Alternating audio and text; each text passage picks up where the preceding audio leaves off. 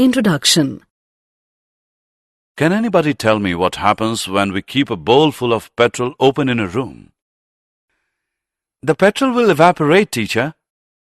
That is correct. You see that the energy generated by petrol is evaporated in the environment, but in a form that is not usable. However, if we use the same petrol in our bike, the petrol is converted into an energy source that is usable.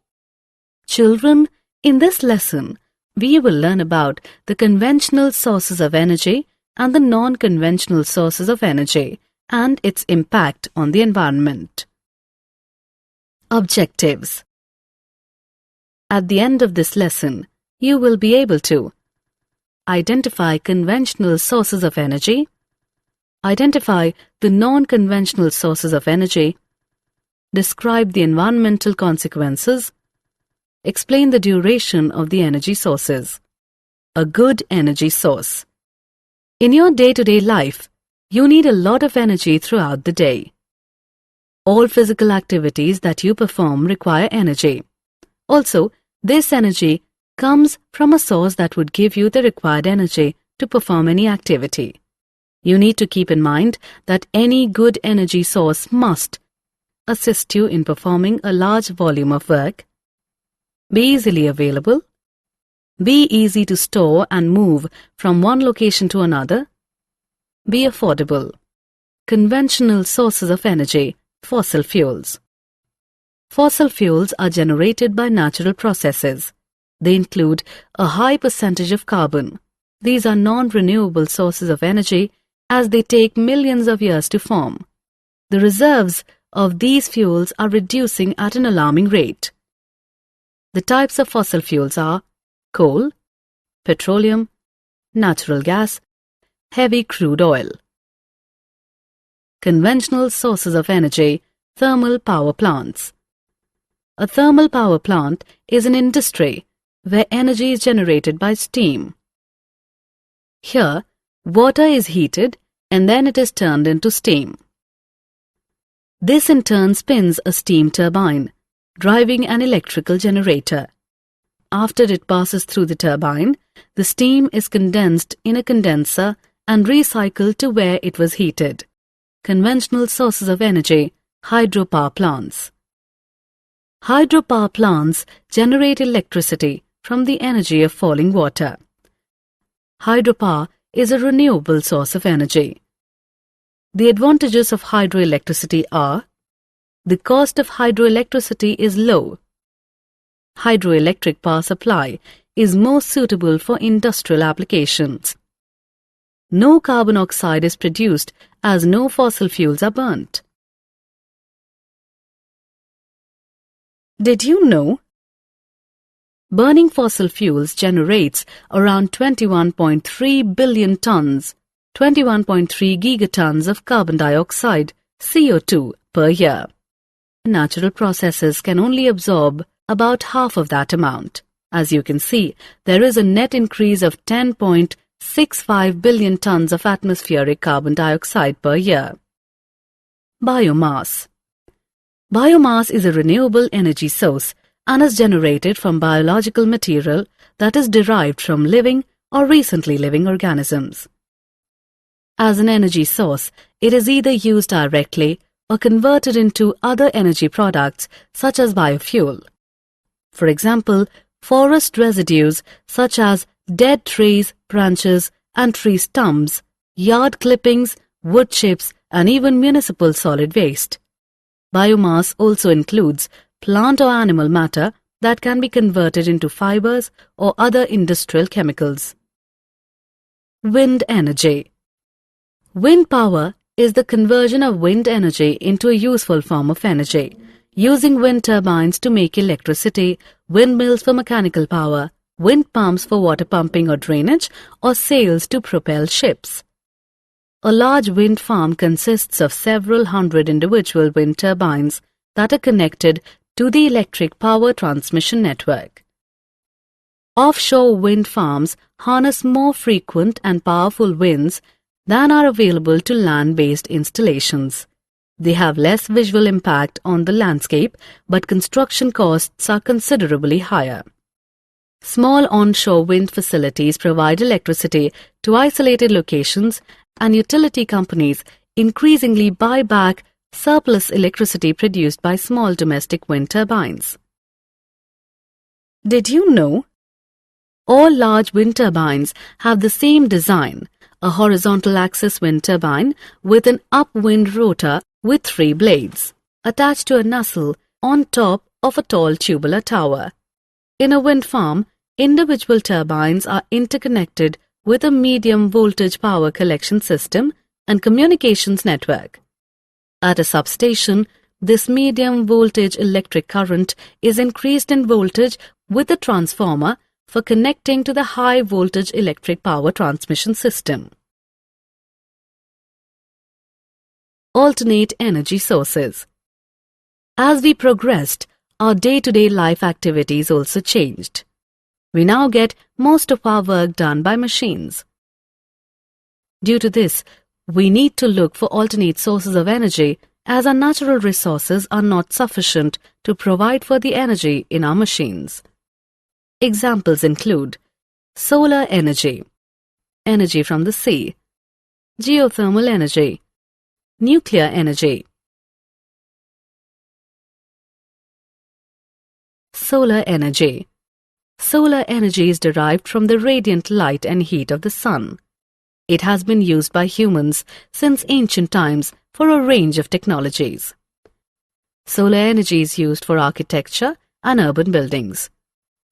Solar energy is also used for heating water in our day-to-day life, where the solar hot water systems use sunlight to heat water.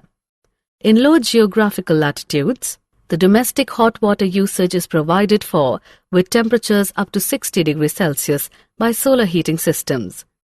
The most common types of solar water heaters are evacuated tube collectors and glazed flat plate collectors, generally used for domestic hot water, and unglazed plastic collectors used mainly to heat swimming pools. Energy from the sea. Tidal energy. Tidal energy is a form of hydropower that converts the energy of tides into electricity. This is a renewable source of energy. Tidal energy is extracted from the oceanic tides. Tidal forces are periodic variations in gravitational attraction exerted by the moon. This force creates motions or currents in the oceans. Due to the strong attraction to the oceans, the water level rises. This leads to the water from the middle of the ocean to move towards the shorelines, creating a tide. This is an unfailing occurrence due to the consistent pattern of the moon's orbit around the Earth. The energy generated by the tide is saved by constructing a dam on a narrow opening to the sea. A turbine is then fixed at the opening of the dam that converts this tidal energy to electricity. Energy from the sea. Wave energy.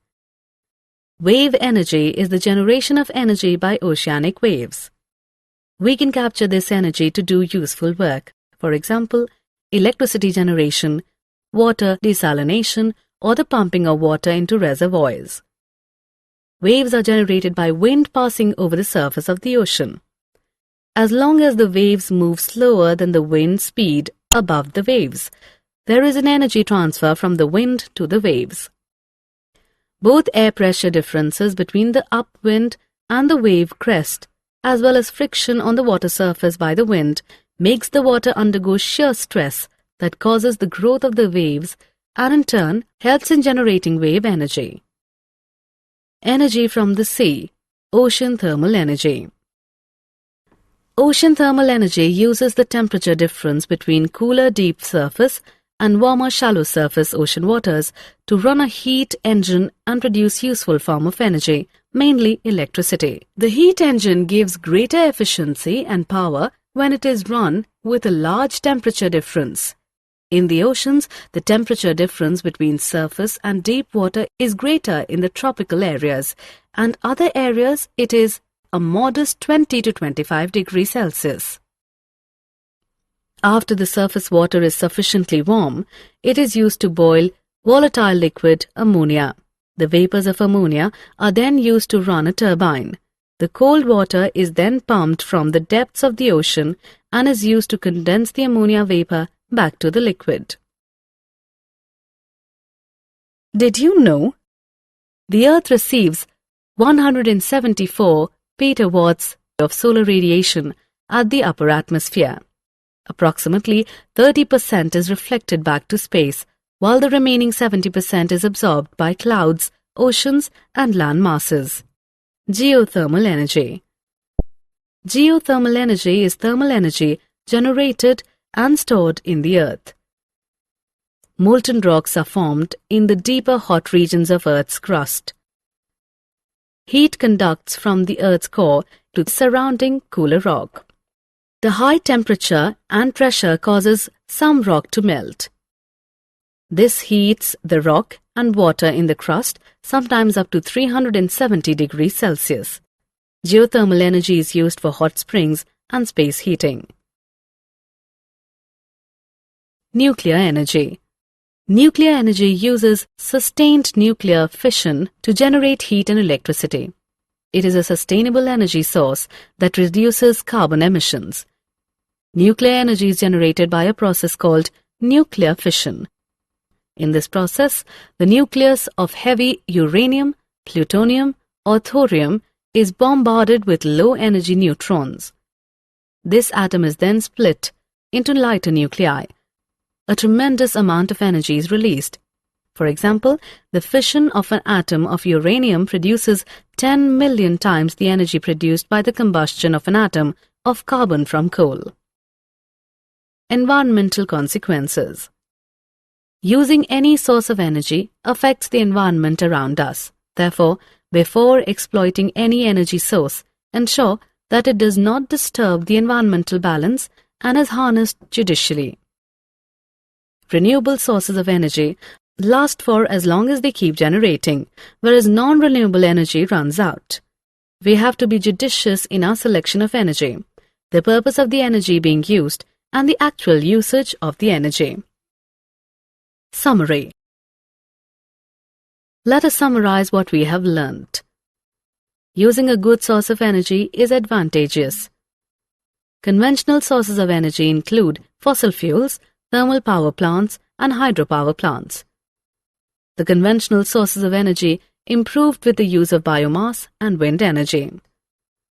Solar energy, energy from the sea, geothermal energy, and nuclear energy are all alternate sources of energy.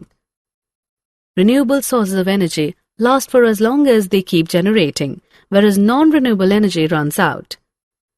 We have to be judicious in our selection of energy, the purpose of the energy being used, and the actual usage of the energy, so as to avoid affecting the environment around us.